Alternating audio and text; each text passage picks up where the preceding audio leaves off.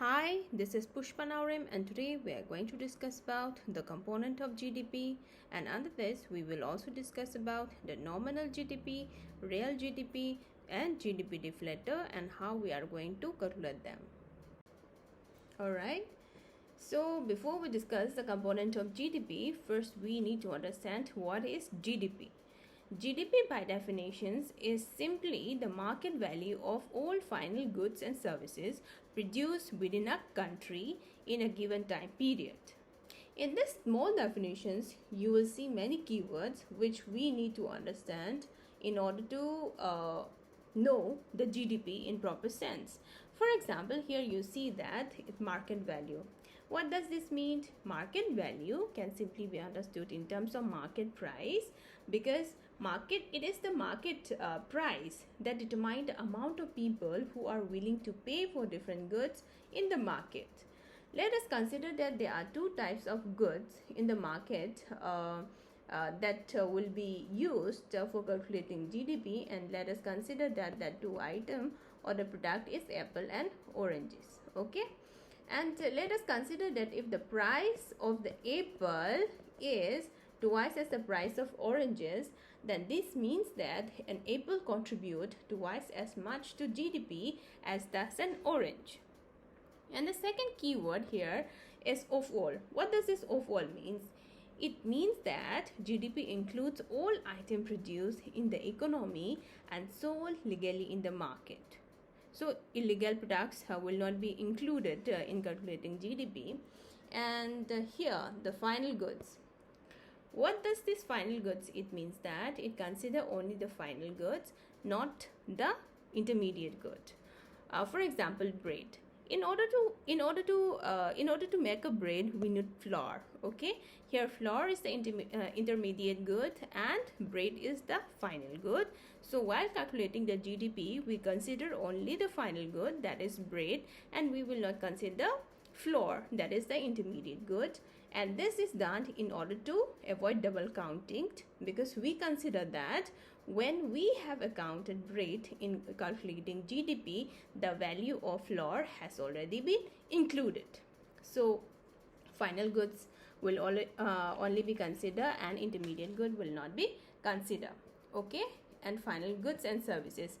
Goods and services. This will include both tangible and non-tangible goods. What is tangible goods?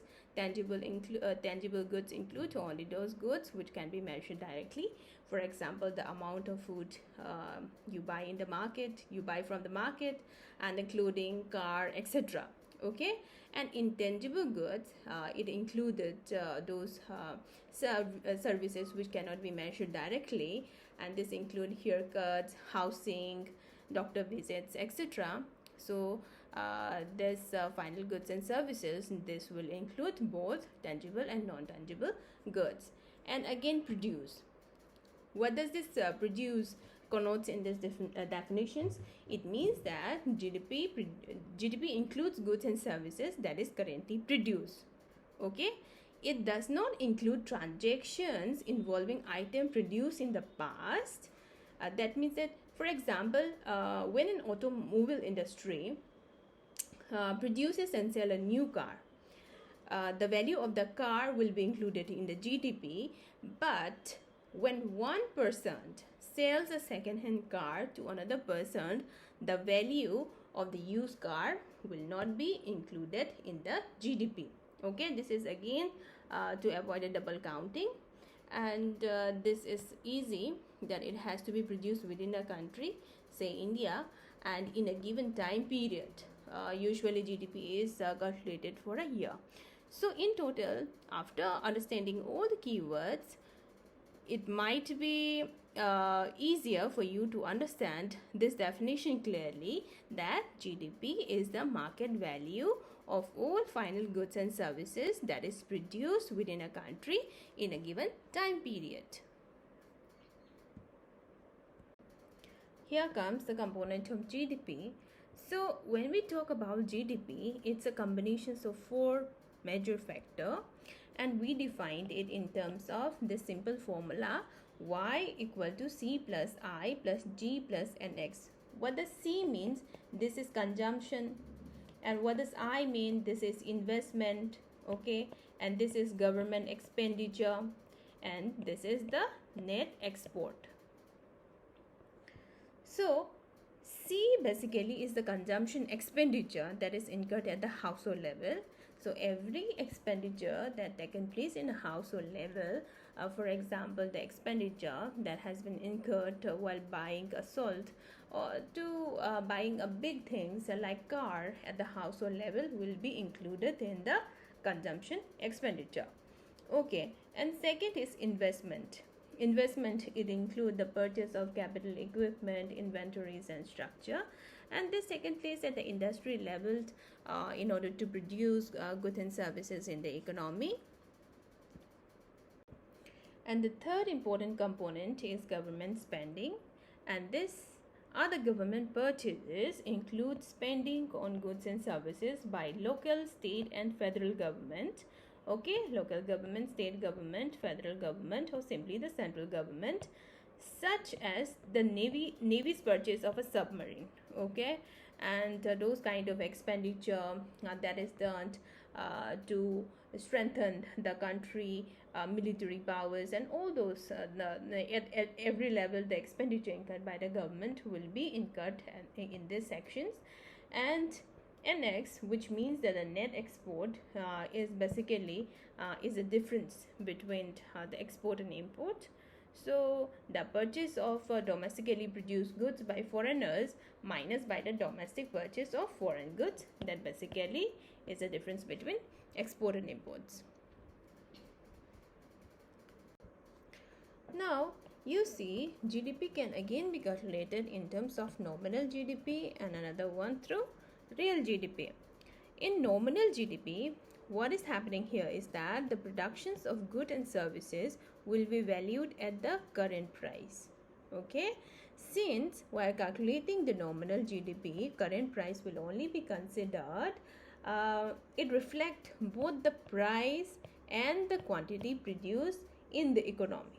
However, while calculating the real GDP, we will be holding or calculating in the constant price. It means that there will be a base year for calculating a real GDP.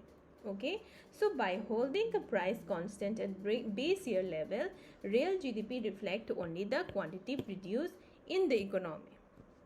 Okay, now using the value of nominal GDP and real GDP, we can calculate GDP deflator, and it is nominal GDP divided by real GDP, and it has to be calculated in terms of percentage. But what does GDP deflator measure? It measures the changes in prices of all goods and services produced in an economy, and it helps the economists to compare the level of real economic activity from one year to the next. So when we calculate GDP deflator, it reflects the price of goods and services, but it does not says anything about the quantity produced. Okay, and how nominal GDP, real GDP and GDP deflator are calculated, we will be discussing in the following slides. Now we can use this as an example to understand how to calculate nominal GDP, and this is a table that shows the price and quantity of apples and oranges in the economy that is being produced in 3 different years of 2001, 2002 and 2003. And as I told you earlier that while calculating nominal GDP, current prices of each year will be considered. Okay, so it's very simple. For 2001, you can simply say that for 100 quantity of apples, it costs you $1. It means that $1 into 100 apple plus $2 into 50, how much it will become? 200, right? And like that you can calculate it for 2002, and this is very easy. Okay, this is a very easy calculations. And for 2003 you can simply do the similar, you can simply repeat the process and get the answer quickly, just like that. 1200 Okay, this all are in dollar. And you see that as I'm repeating it again, that in nominal GDP, the current price will be considered while calculating the GDP. And now in the following slides, we will understand how to calculate the real GDP by keeping the price constant, considering a base year. Now let's try to calculate the real GDP. Like I told you earlier, that for calculating real GDP, we have to consider a base year, and we have to calculate it in terms of a constant price. Okay, so say let's calculate the real GDP for 2001. Say in 2001, the price of 100 apples was $1. Then this will become $1 into 100 plus $2 into 50 oranges in 2001, and how much it became? $200. Okay, and for 2002, you see, instead of taking $2 price, we will consider the constant price of $1 into 120 apples plus $2, that is the price in 2001, and we will not consider this price into 100 oranges in 2002 were produced, and for this $300 will become for 2002, and for 2003 just like that it will be calculated $2 into 150, and this will become 500. So you see, when we compare the value, the resulted value from real GDP and nominal GDP are quite different, because in nominal GDP we consider the current price, but in the real GDP we have to keep a price constant based on the base year, and that's where the calculations get different. Now let's see how to calculate the GDP deflator.